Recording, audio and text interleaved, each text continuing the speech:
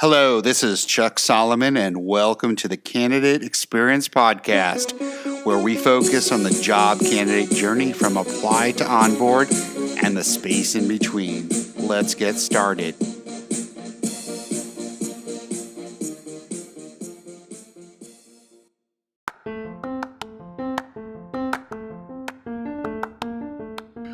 You care about the candidate experience, but have you ever wondered exactly how to bring your company to that next level and offer a world-class experience to your candidates? It's not easy. Fortunately, Candidate.fyi can help. Their solution guides candidates through your hiring journey, enhancing transparency and communication at every touch point.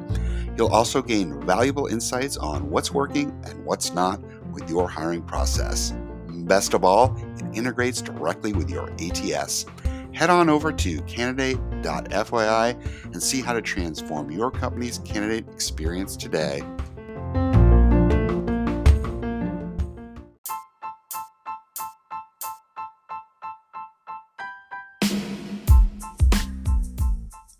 Welcome to the People Not Numbers episode, where Kaitlyn Tarpey Borea, Director of Talent at TOMO, is my special guest.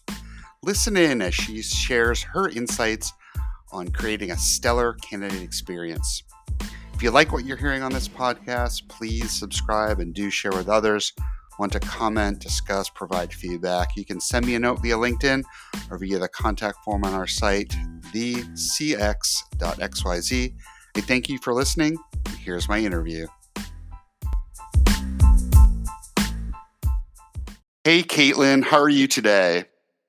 Hi, Chuck. I'm so great. How are you? I'm doing well. Happy Friday to you. Happy Friday. I appreciate you taking the time to have a conversation with me and share your insights and knowledge with my listeners. But before we get started, can you let listeners know a little bit about yourself? Sure. Well, thanks for having me, first off. Sure. My name's Kaitlyn. I run the talent function at TOMO, which is a fintech startup. It's about 2.5 years old, but prior to working in the startup world, I had a really fun career in fashion and in finance before that. So I've been on the HR recruitment side of many different industries, but have always found myself within the recruitment space. That's where my heart is. Gotcha. I totally understand.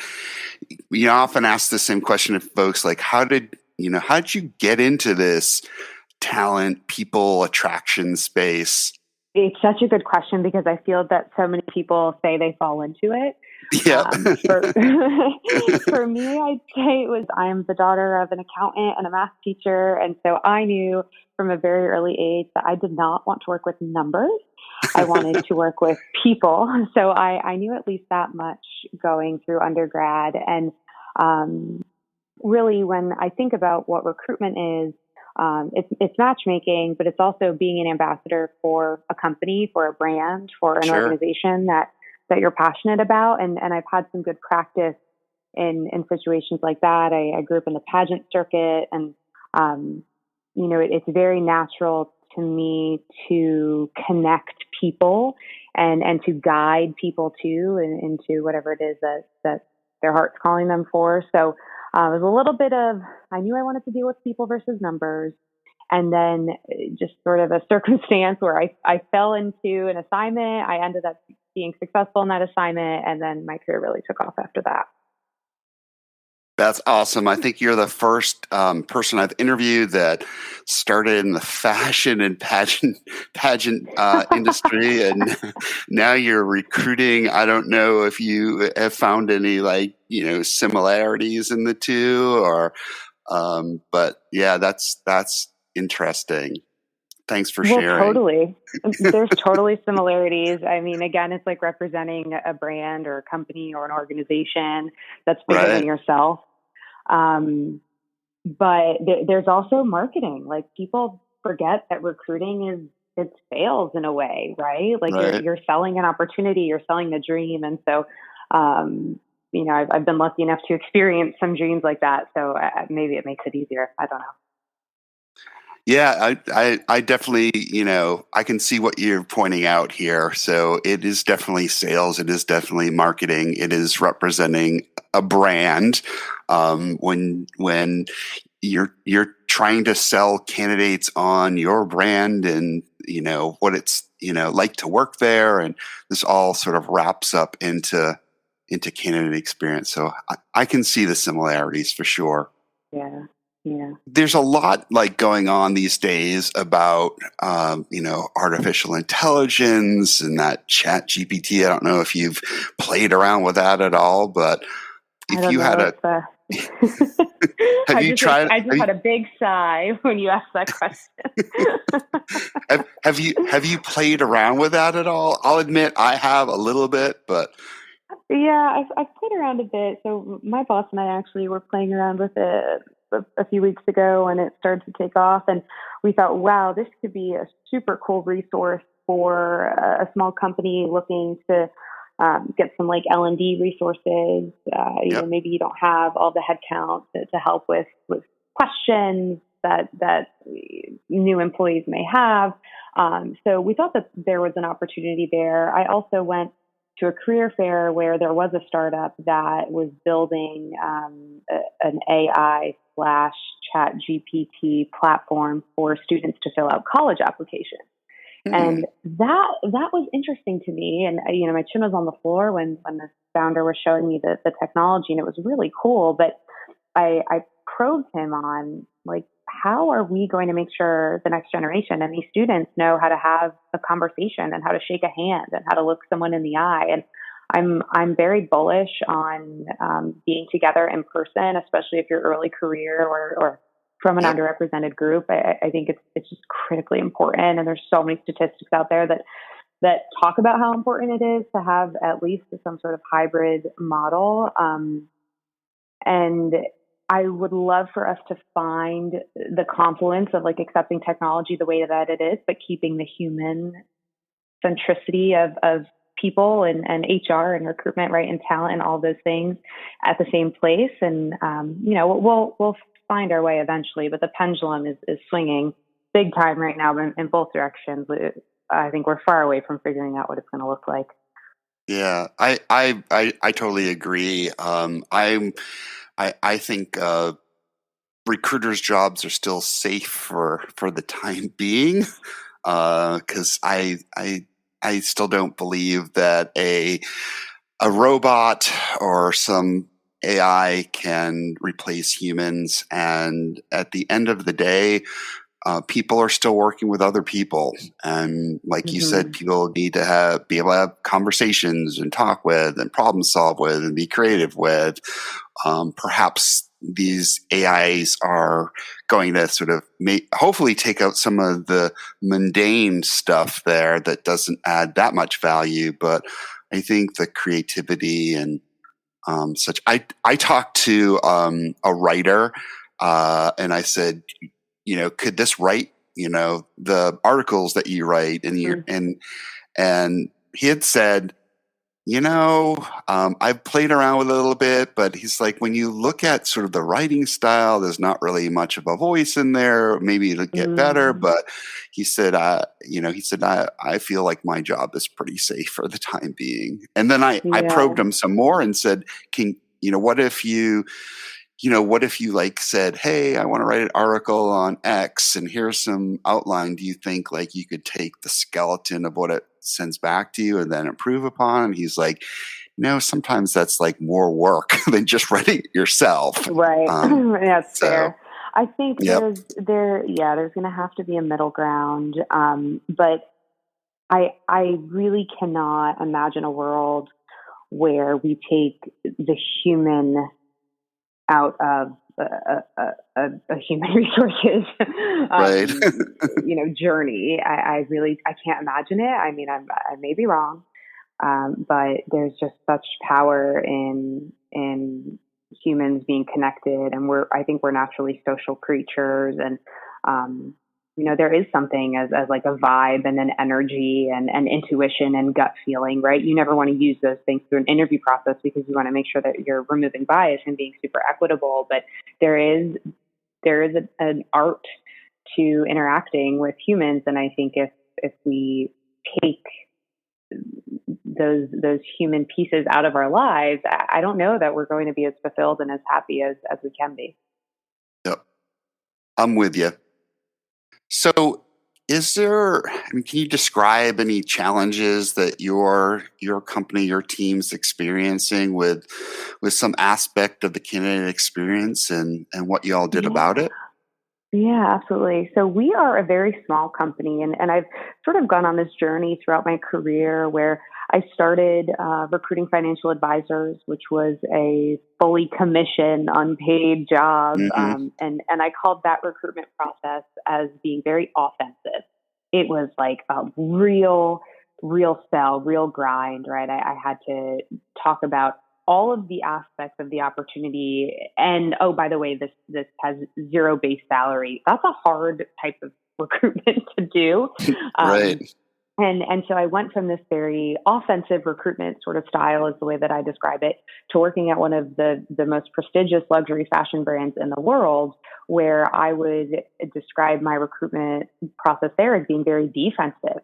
We had absolutely no issues with the volume of candidates. The issues that you run into working for a brand that everybody knows and everybody wants to work at is that everybody knows and everybody wants to work there, and there's some rose-colored glasses in the way that they're approaching their candidacy for that brand, right? Because they just Right. want to be there, and they're not thinking of like, do I have the skills and the attributes, and will I be successful in this role? They're just thinking, oh my gosh, what an absolute honor it would be to work for a company like this. And so I went from playing defense to playing offense to now being at a startup where I can't even say that I'm playing offense because a lot of people don't know who we are.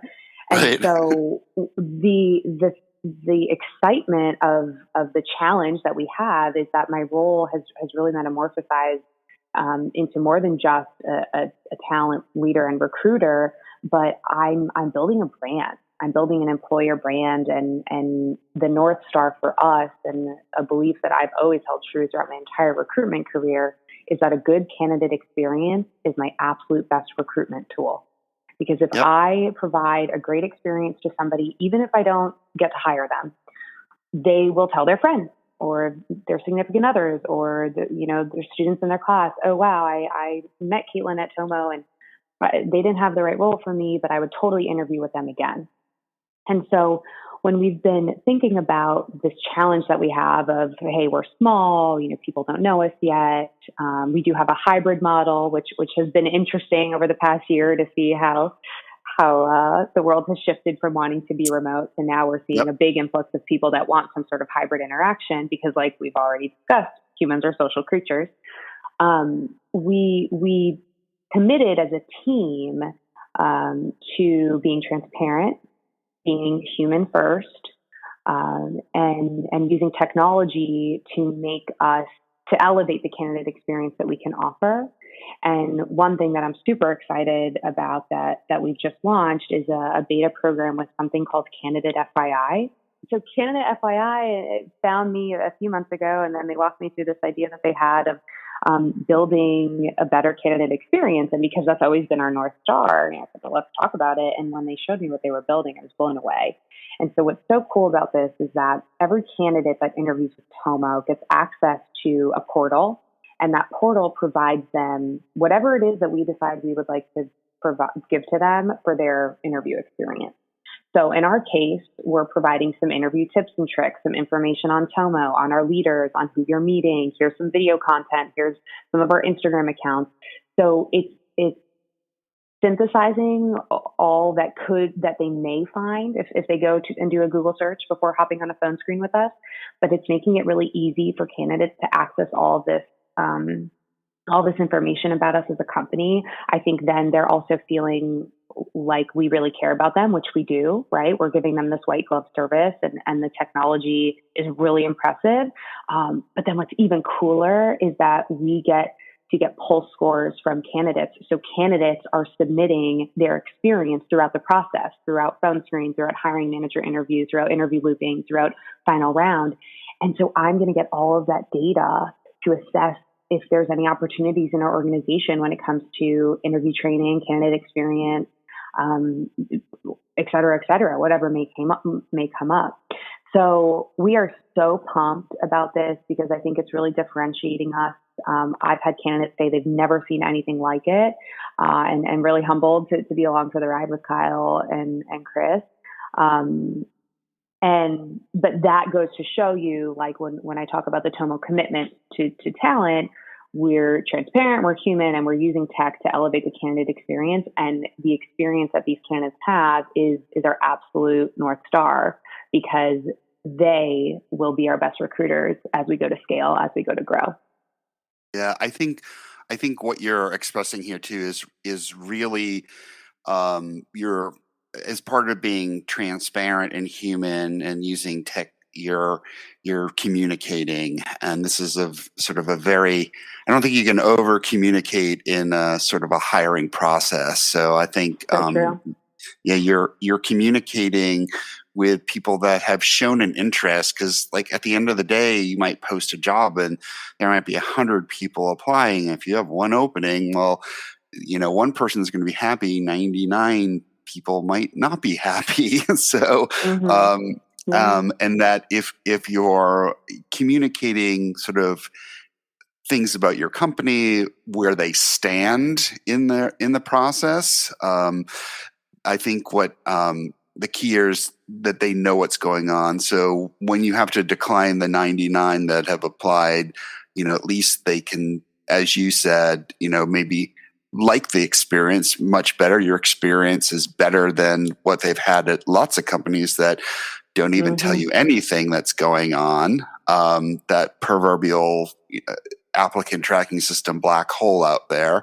But but you're telling people, communicating with people all along the way, using some tech to help with that, and then I think people are going to be happy. And then the other piece of this too is you're also measuring. You're measuring what people are saying about your process and stuff, and Right. sometimes that's hard to do. Uh, Not hard to do, it's hard to take. Meaning, like, if you ask people to give you feedback, when people ask me to give feedback on things, I'm like, I try to be as respectful as possible, but I'm not going to sort of rubber stamp it for them. If they ask for feedback, I'm going to give them my feedback. They're Yeah. it not Well, everything's not going to be 5 stars. So right. And it um, shouldn't be, right. And nothing in life is, right. There's no such thing as right, perfect. And I think when you collect that data from candidates, you're going to just start to see patterns. And, patterns that I'm anticipating we see is that maybe some of our interviewers need some coaching and like asking deeper questions, or sure, better eye contact via Zoom, or making sure cameras on in interviews if it's not in person. But I can't collect that sort of information because I'm not sitting on or in every single interview. And so, I'm just pumped because we're seeing such a good response from candidates. We're like more than 50% of candidates in the role that I'm currently using it for have responded to the pulse survey, whereas the candidate experience, or the candidate survey that gets sent out through our ATS after somebody's interview experience with us, we were tracking like less than 5% response rate. right, No one does that right after they've gone through the whole loop. But the way that these guys have built the platform is that candidates can give pulses after every stage. So it's also just like more data in general, which is really cool. But hey, Chuck, I realized I forgot one other thing that's a big driver for us. sure, It's speed. And everybody hears about the nightmare stories of the company they interviewed with, and it took them 7 months, and they never got the job. And I I I will never allow that to be a thing. Speed is so important. I think it's a respect thing. I think it's an efficiency thing, and I also think that people need to be okay with this concept of if it's a maybe, it's a no. Because I've realized in my career that so many times interviewers will sit on candidates or sit on feedback because they're like, I don't know, maybe. No, then it's a no. If it's a maybe, it's a no. And let's respect them, and let's say no thank you, and let's move on instead of dragging them on for 3 weeks and then declining them then. Right. So we have a commitment as a recruiting team that we respond to every applicant within 72 hours. We've built technology and we use our ATS to be able to do that automatically in some cases, right? So we might have some screen out questions, or I hold the team accountable to checking applications every day. I mean, we're full-time recruiters, so we got to do that. Right. And, I'm really proud of that, because I've been a candidate myself where I've applied to a position and then 5 months later I get a rejection email and I'm like, oh gosh, I totally forgot I even applied to that role. Like, that's not a good look for them. But Yeah. speed is important, and a metric that the CEO holds me to is if we identify a candidate who we say is a GOAT. So greatest of all teams, GOAT is one of our mascot. Yeah. If we feel that someone's a GOAT, we loop them within 10 days. So, and that loop is from when they meet a hiring manager. So if a hiring manager calls me and says, Kaitlyn, Chuck's a GOAT, oh my gosh, I think he may be the one. Chuck is going to go from the hiring manager to the final round of interviews in 10 business days. And that's a metric that I'm measured to. That's a metric that the entire organization is aware of. So here we truly prioritize interviews when there's an open role. And it's a team effort, right? Because there's no way I could do that unless the team is saying, yes, I'm Right. committed to being on this interview panel. And yes, you can book on my calendar, et cetera, et cetera. But that's a cool metric. And I'm excited to see at the end of the year if we're able to hit that for all of our roles. I think that's a great, that's an awesome number, especially when you compare it to, I think the average time to hire is like 42 days, which is like, I'm not sure who's waiting a month and a half or something, or why it's taking that long to do that. What's so hard is the way that metric is collected is different everywhere. So like, does that mean from the time the job is open to the time the person is marked as hired? Does that mean from the time the job is open to the start date? Does that mean from the time the candidate you end up hiring enters the ATS and then is marked as hired? Like, every ATS tracks it differently.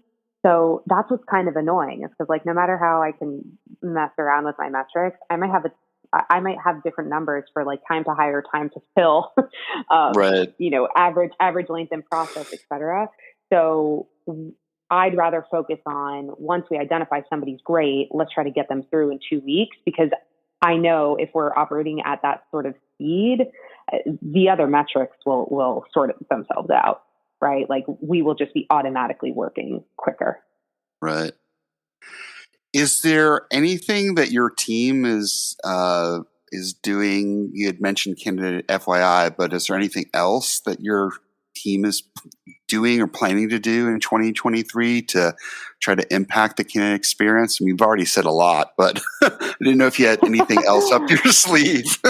So we have, we here, and I think it's just the beauty of being a Series A startup, we get to be a little quirky. And so just some things that we're thinking of in terms of employer branding is that we are all about our brand. And so when we go to campus career fairs, whoever goes to that career fair, everyone's in matching hoodies, matching socks. Our color, our company color is I'm going to say coral, but my engineers would tell you like the exact letters and numbers that is the code of the color. And I don't know it off the top of my head. But we're getting just great feedback and a lot of attention off of our branding. I actually, for the first time, we had a candidate apply, and on there, how did you hear about TOMO question? They said that they saw somebody wearing a t-shirt, a TOMO t-shirt. The coral color t-shirt. Yeah. So, there's a little guerrilla marketing or some QR codes that I've stuck on a few places that I probably shouldn't have stuck around town. And that's the fun part of building something. And, the one other piece of this is we have an incredible marketing and social media team at TOMO, and we're trying to really figure out like how can we use social media to recruit great talent. And so is that your TikTok or Instagram Reels, or is it our LinkedIn profile? So we're playing around and experimenting, and I'm excited to be at a company that's in this stage of experimentation where I really I have the support to try. And so those are a couple of fun things. The coral is definitely getting a lot of attention. and I'm excited to see what we can do with social media. Awesome. Is there one tip that you'd have for others in the hiring space on what they could do to improve their company's candidate experience? Oh, gosh, such a loaded question. One thing. Just one. Just one. Okay. Yeah, I feel like if you'd asked me this question a different day, I might have a different answer. But today I'm feeling inspired to say, if you could only do one thing, you should really audit your phone screen process.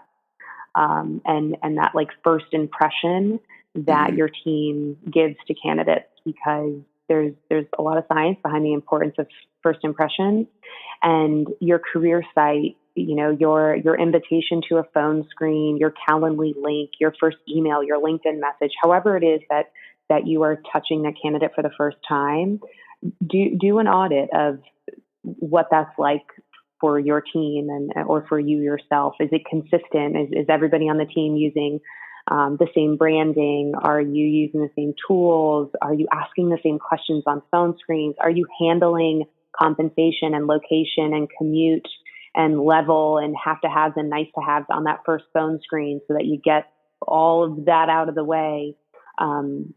So that's what I would say, is really audit that first touch point of the candidate experience and make sure it's where you want it to be, because that is your company and your team's reputation.